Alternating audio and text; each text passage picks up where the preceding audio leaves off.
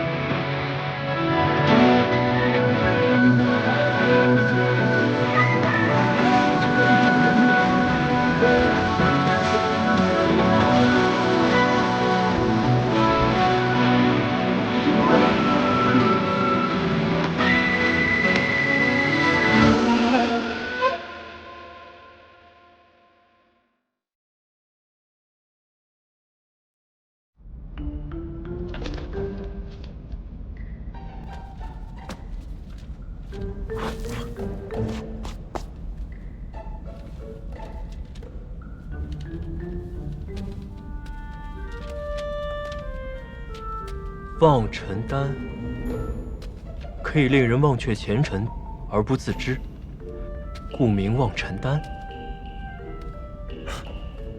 这东西好啊，日后有大用，可以记下来。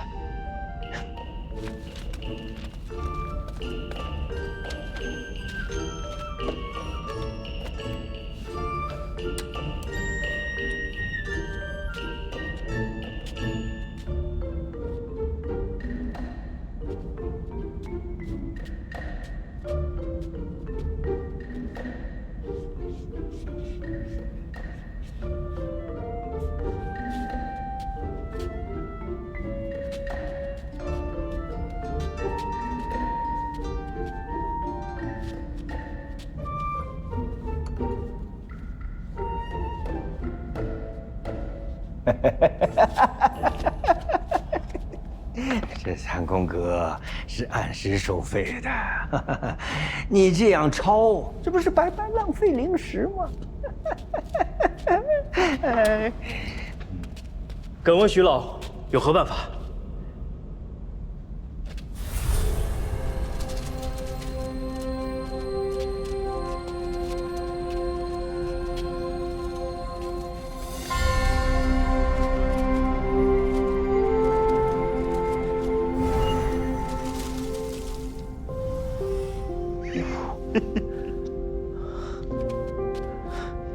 弟子不才，愿学这种法术。哎，教会了徒弟，饿死了师傅啊！多少灵石10个，10个灵石，复制一次。没想到庐山殿行这样的规矩。那就请徐老准备一些好丹方，我复制了一并带走。哎，这个简单。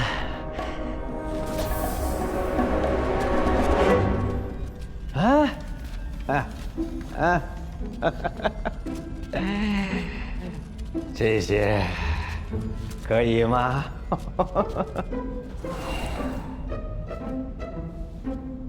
这不合适。这个也不行。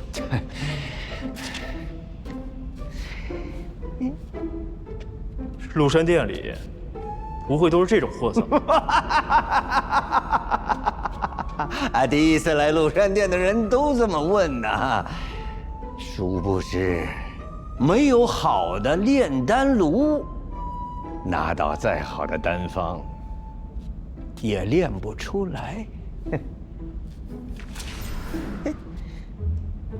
徐老的意思是得先在你这儿买了丹炉，才能看到好的丹方。算你聪明。如果你买了我的炼丹炉，这丹方买我就送200灵石，最低180。丹炉放地火之屋了。丹方呢？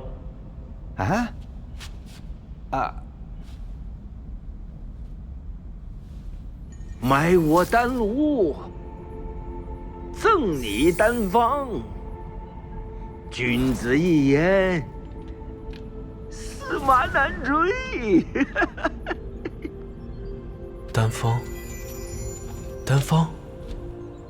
筑基丹，是筑基丹的丹方，这样岂不是可以自己炼了？用小绿瓶催出原料，想炼多少炼多少，谁都抢不走。试炼筑基丹，需取之玉髓之紫侯花、天灵果。这都什么呀？都没听说过呀。去哪儿找？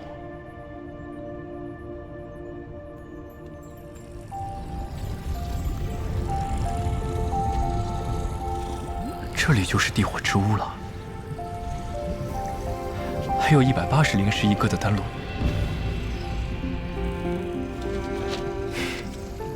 先挑选一个简单的试试。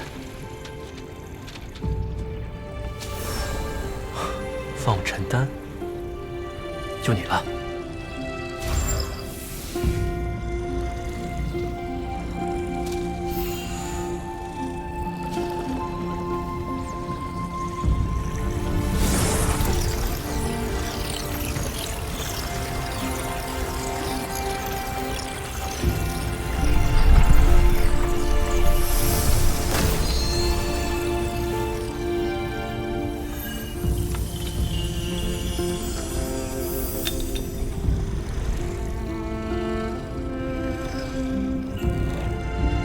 居然一次就成了，不愧是180灵石的丹炉啊！再炼一个黄龙丹试试。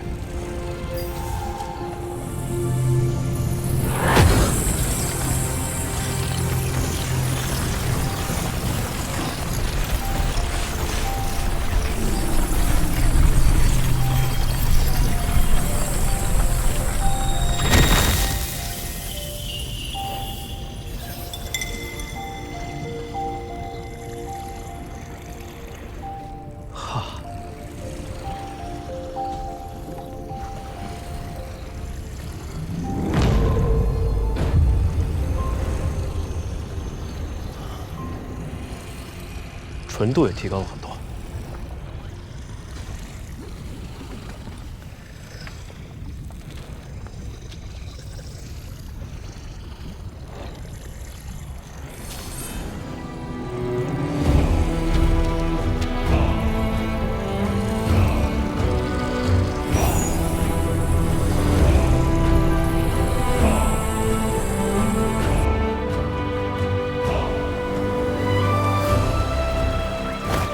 我在百药园开辟了一处秘密药田，用小绿瓶催生药草，继续实验推演不同丹方，炼制了不少有用的丹药。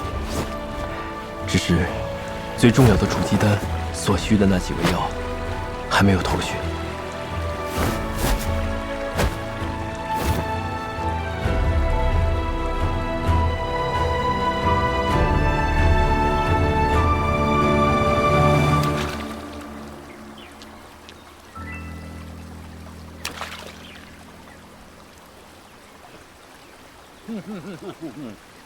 这血色禁地每回开放之前呢，这旗派都会选定一个地方，要搞一个会盟啊。这毕竟关系到各个门派这未来几年的发展啊。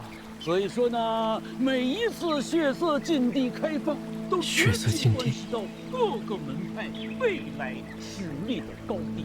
对了，我还听说一个事儿啊，就是说这个只要进了血色禁地的弟子，都能获得一枚筑基丹，这事儿是真的假的？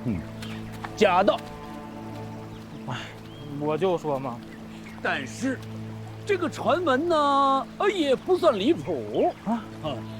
你知道这血色禁地为什么又叫做奇派的灵草库吗？因为此地生产着各种珍贵的灵草，在整个越国，也只有那里，才有试炼筑基丹的原料。怪不得在市面上没见过那几味药。一次试炼，族谱里的弟子都要抢着去了吗？非也，血色禁地进去并不难，难的是如何出来。禁地是九死一生，你知道往年参加试炼的弟子存活率有多少吗？不到半数。这么危险？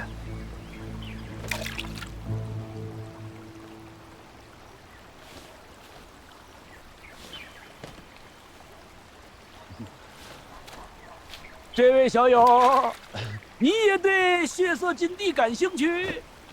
啊？什么呀？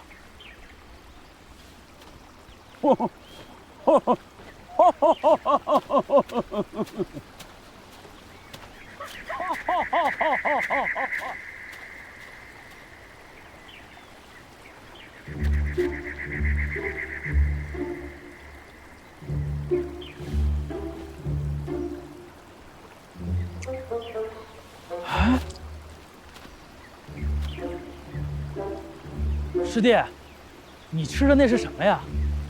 果子。还有没有了？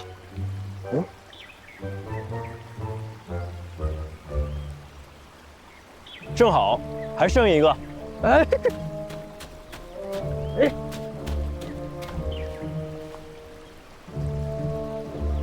谢谢师弟。谢谢师弟。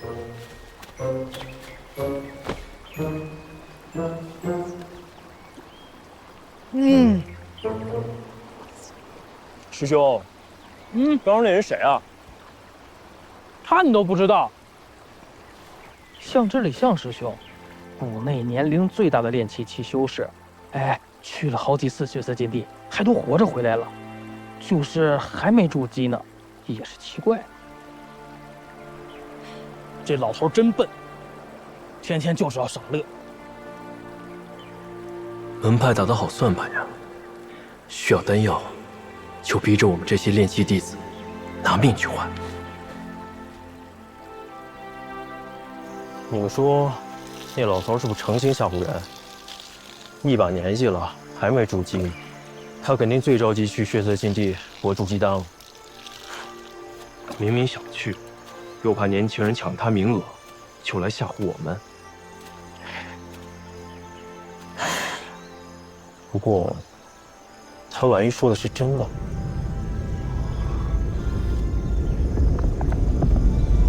非洲。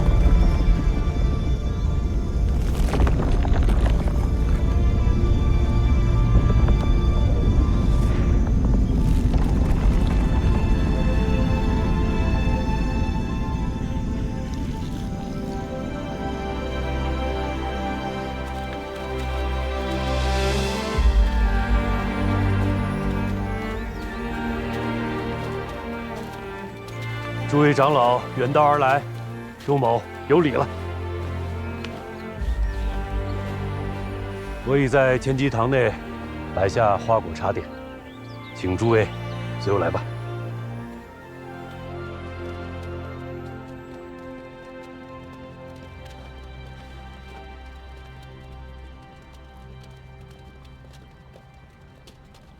师叔，一切都准备好了。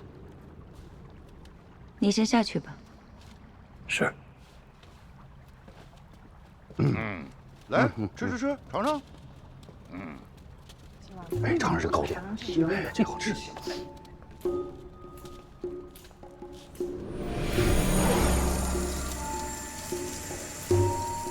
味道不错啊，比上次好吃啊。别吃了。就是这都没吃饱呢。禁地开放在即，按规矩呢，由我们黄风谷保存并使用的岳阳宝珠，是时候移交给下一派偃月宗了。师姐，稍等一下，在移交宝珠之前，我有一件事想跟各位长老商量一下。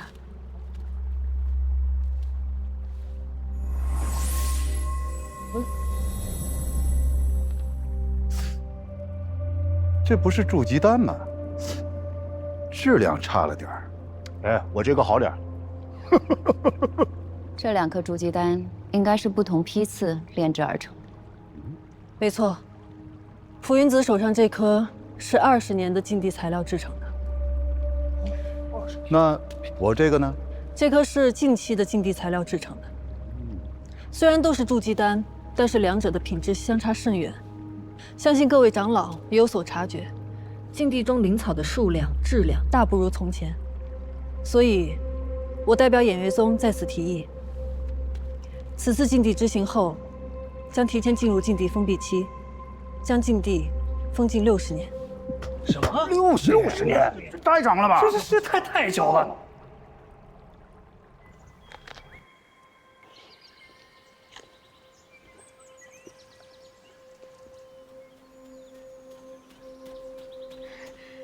韩大哥，真的是你，汉姑娘。上次太南山鬼一别，我还以为再也见不到你了，没想到你进入了黄风谷。还要多谢你送我的那本书。汉姑娘是来参加棋派会盟的吗？嗯。对了，那个前面啊，有专门给炼气期弟子准备的茶点，你可以去尝尝。那些都是快要筑基的高手，光是跟他们坐在一块儿，我就紧张，还是算了吧。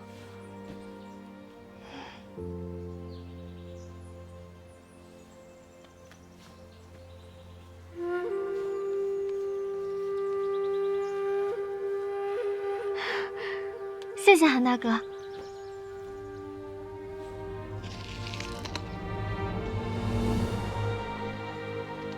汉姑娘也要去血色禁地啊？嗯，我大哥旧疾发作，一直昏迷不醒，只有找到血色禁地里的烈焰花，才可以救他。你们那些老祖没法给他治吗？所以，我一定要亲自去找到烈焰花，把我哥治好。唉，死也治了。你对你哥哥真好。我有个小妹，在我离家的时候，她也就这么搞吧。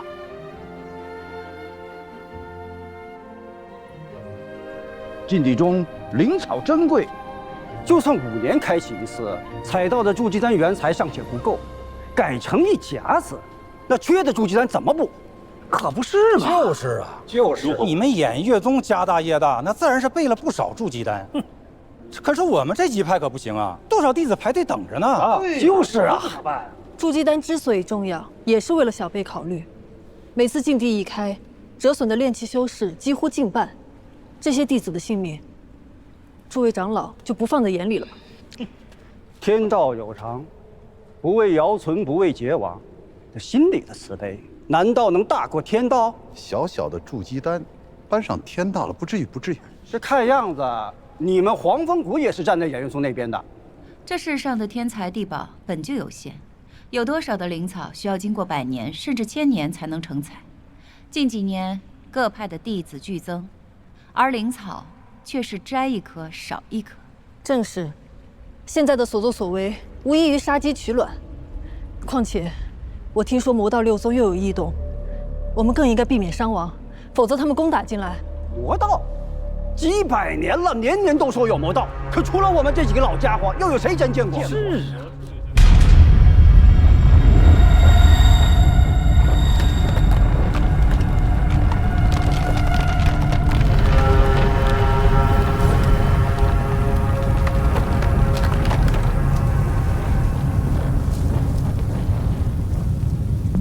少主，少主，咱啥时候出征哎？别总着急啊，这越国棋派里边烂马七糟一锅粥，咱虎了吧唧就这么上了，得折多少人？少主恕罪啊，但是恁姑半个月头里都已经进军江国了，若是被他抢了先，少主的处境恐怕得更加的不得劲呐。那就是。我姑这人确实虎，但我比较善用巧劲儿，也借这机会给我爹瞅明白了，这鬼灵门以后得给谁。那恁想咋住呀？一动别动，一动不动。赵主，不可要过来噻？指定得去啊！咱仨人够了。都咱3个，你大军不去了？讲话，这血色禁地也快开门了，是时候让这帮棋派大傻子们忙活起来了。再一个啊，你们俩到那边之后，能把嘴闭上就闭上，人那边说话不这味儿。中，那就是。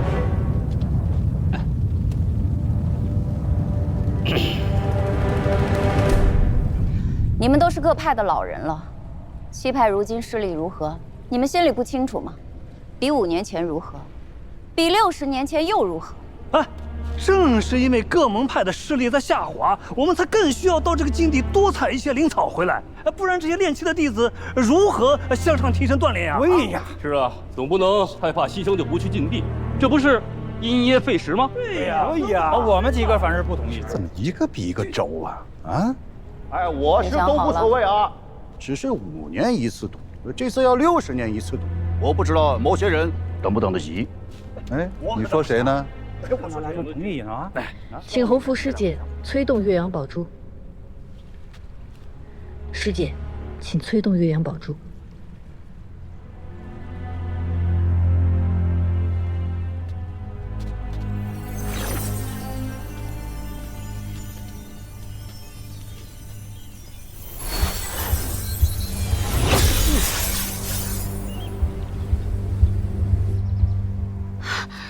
那是什么？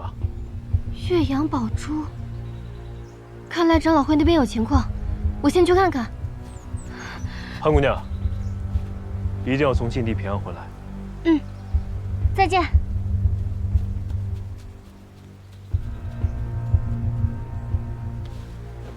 岳阳宝珠是什么呀？诸位长老，有没有发现岳阳宝珠有何不同？这没以前亮了。宝珠没有以前亮了。没错，岳阳宝珠是本门先辈为驱散禁地的迷障所制。宝珠吸收日月灵气，绽放光芒，但你们恐怕不知，每当天有异样，宝珠也会受其影响。日月昭昭，本该是亘古不变，可禁地开启过于频繁，导致灵气日益稀薄，宝珠光彩亦不复从前。这还不能印证我的说法吗？现在明白了吧？啊，来吧，再商议商议。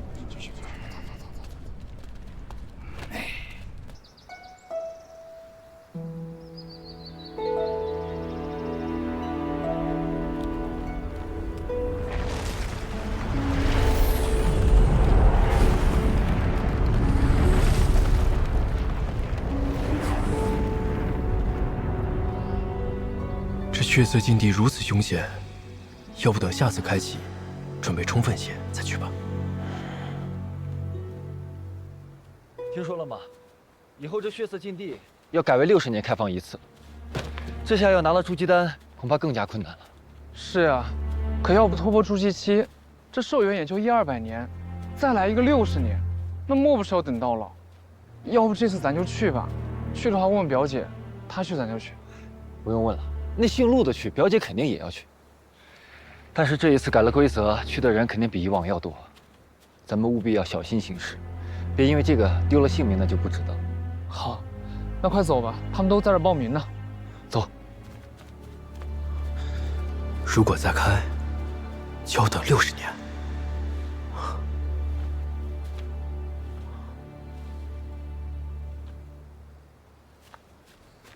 向师兄，不是说这个报名血色禁地的在这集合吗？咱俩来。会不会通知错了呀？你们都在等谁呢？我在这儿呢。师祖。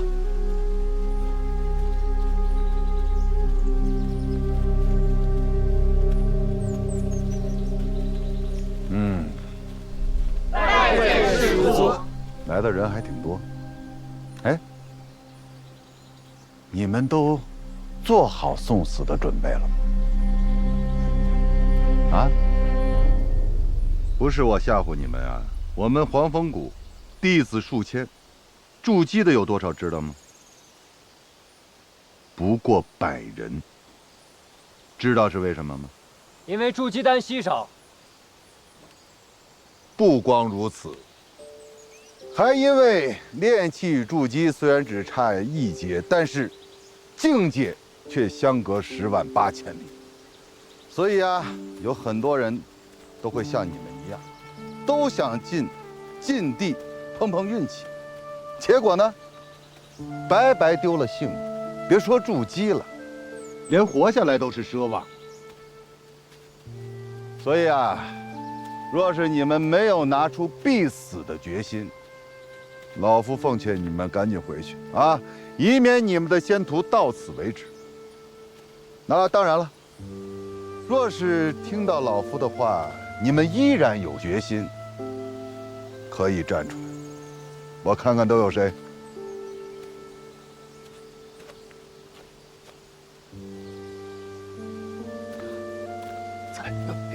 快点！嗯。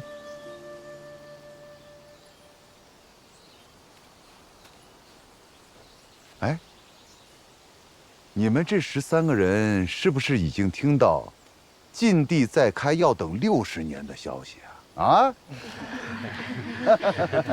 可以呀，挺聪明。咱们黄风谷此次进禁地有15个名额，现在还有2个。我，哎呦，这么大岁数能行吗？我可不想再等60年呢。可以理解啊，那还差1个名额。这样吧，我数3个数，1，嚯，会抢跑了。你一个炼气11层的也敢去送死啊？禀师祖，弟子资质差，没那么多时间等60年，望师祖成全。不错，有个性，我喜欢，啊，就是资质差了点啊。行了，你们这些人回去吧，啊。师叔，我也要去。早干什么了？先回去啊！想去，等60年之后那波。 60年后我都120岁了，师祖。再给个机会吧，师祖。师祖，后面还有考核和训练呢，啊，万一哪个淘汰了，你们就有机会补上嘛。行了，赶紧回去吧，啊，快去。我们好幸运呢。嘿嘿，听听，不容易呀。哦。勇气乃万世之始啊！恭喜你们，恭喜你们过了老夫的第1关。 谢谢师祖。血色禁地不只是一场寻宝之旅，更是一场关系着我黄风谷在七派中的地位，足以左右门派未来的战斗。为了能让你们都能活着回来，我要好好的训练你们。此行万分凶险，现在打退堂鼓还来得及，以免在禁地内断送了性命。禁地内天气恶劣，变化无常，还有各种崎岖的地貌。 不少人在进入禁地之初，便被这恶劣的天气折磨致死。你们要记住这几种药草：地髓枝、紫猴花，还有天灵果。这些都是筑基丹所需要的重要的药材。禁地里会有各种妖兽出没，想要顺利取药，就得先过他们这里。 要是打不过，可就成了他们的腹中餐了。禁地中的各派弟子大体分为3类，第一类，实力较弱的，就像你们其中的有一些人，要么是被逼而来，要么就是心怀侥幸。这样的弟子，往往活不过第1天。第2类人，修为虽然不弱，但也算不上顶尖高手，其中不乏有一些投机取巧之辈。不去好好采集灵草，反而还想利用杀人夺宝的手段牟利。但是到了第3日，第2类人中的佼佼者，便会在禁地中自动的销声匿迹，不再现身。这时，便轮到第3类人了。师祖，第3类人是？第3类人是懂得保存实力、隐藏实力的那些家伙，终于出手，各显神通。师祖，那您说了这么多，到底哪类人活下来的最多呀？自然是第3类，真正的高手。错，是第1类。啊，第一类人。木秀于林，风必摧之。能进禁地的哪一个不是身怀绝技啊？但若是不够谨慎，再厉害的人，也只有身死道消的下场。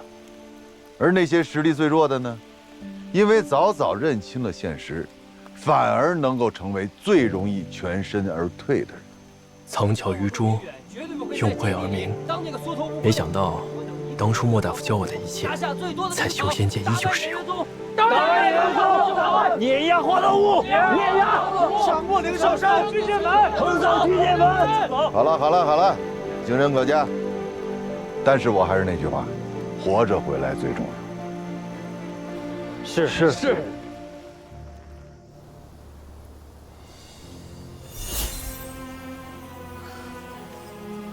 岳阳宝珠是本门先辈为禁地之行所制，它不仅可以绽放奇光，还可以克制各种迷雾毒障。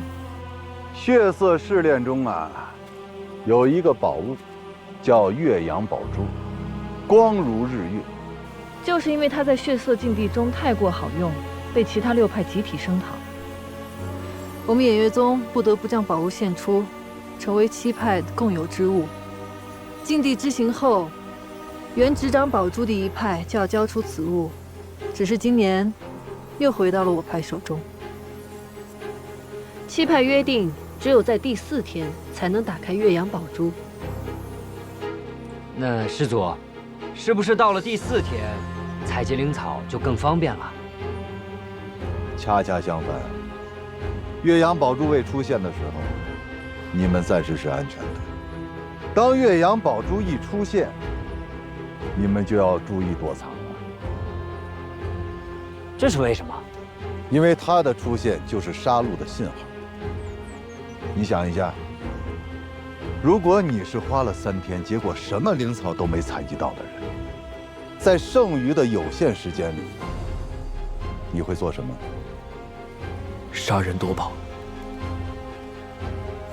现在我要将岳阳宝珠交给你们其中一个人，燕如烟。弟子定不辱使命。近来身体如何？有没有再发生晕倒的情况？多谢师父关心，如烟好多了。自从入宗门之后，心口旧疾就再也没有犯过。即便如此，也不能大意。我找了些古籍，想要根治你的病，需要找一位按灵根修士，阴阳调和。多谢师父关心。如烟现在一门心思只想修行，还不想婚姻之事。师父让我留下是有正事吧？此次血色禁地让你带队，把岳阳宝珠托付给你，是有件很重要的事需要你去办。什么事？这趟禁地之行，免不了要与人斗法，还是买点趁手的法器。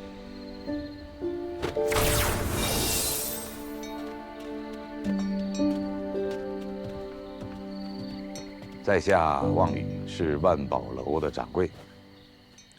在下李飞宇，一介散修，想寻些法器傍身，不拘价格。厉公子利落呀，里边请，几乎上好的碧云茶。是。不用了，我呢也不是来喝茶的。你这要没有好东西，我就不浪费时间了。厉公子留步。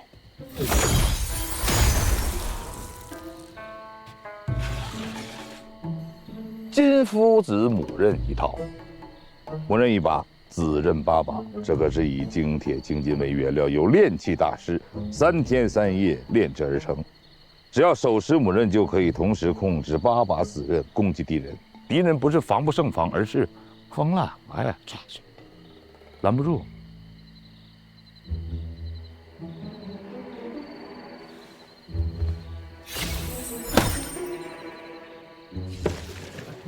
玄铁飞天盾，罕见的防御性法器，用大块寒阴之地的玄铁精炼而成，不但坚不可摧，一经施法驱动，就可围绕四周，自动防御。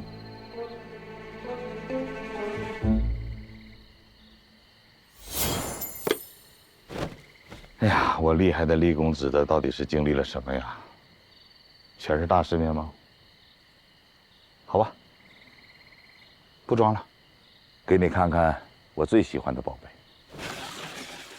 ——天雷子，截取天地雷电后凝练而成。即使是筑基期的修士正面对抗，也会灰飞烟灭。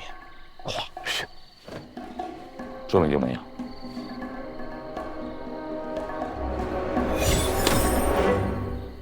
宝贝珍贵，但是这个价格，也不是说厉公子什么实力。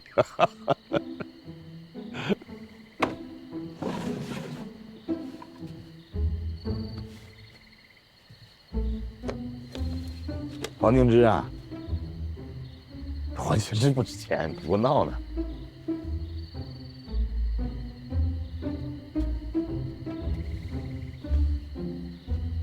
上百年的黄金枝也值不了几个钱啊！你价格呢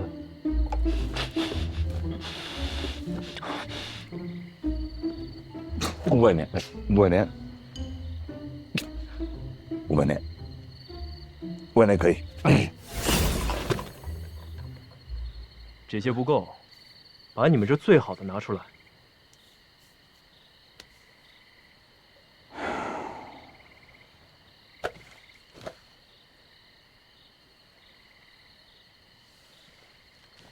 假人民币呢？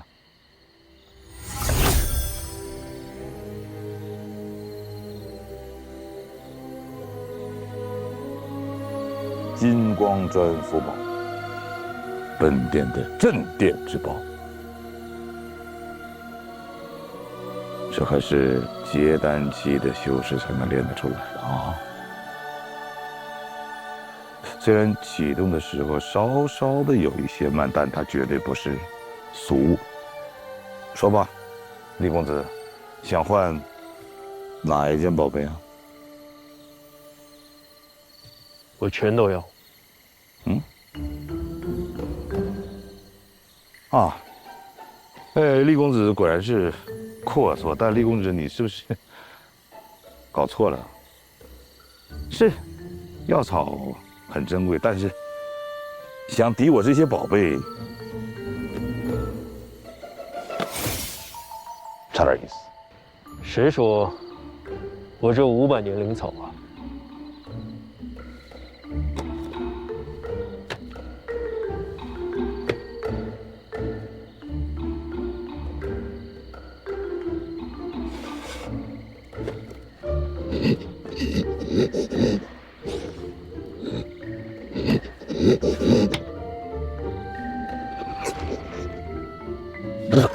亲们，前面成交吧，都给你了，桌子、葫芦、那茶具，你拿走。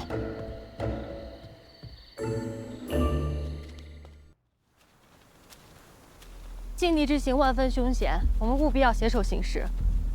是要跟你们同行，我可是要单独行动。师姐，你怎么了？行了，你们别愣着了，赶紧去找师祖。他旧疾复发了。这里地处偏僻，正好试试新买的东西。金父子母刃。陆明远，我把筑基丹都给你了，你现在要悔婚吗？有人。师妹，何必这样呢？只要我能得到董玄儿的青睐，那洪福师祖很有可能会收我做门下弟子，还愁筑基丹吗？没想到你是这样的蠢货。哎呀，好了，师妹，师兄一会儿便让你知道为兄的好。别碰我！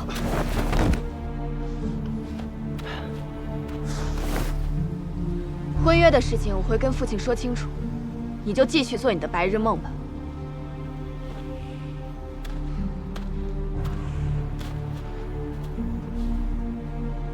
筑基丹还给我！就算你现在不给我，之后陈家也会派人找你要的。我们后会无期。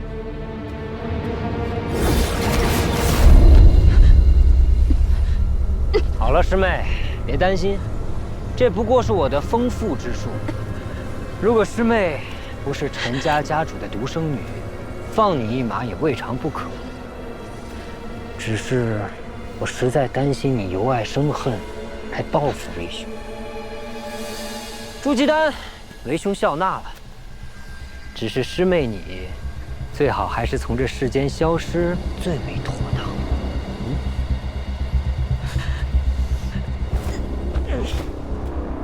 黄风谷怎会有这种败类？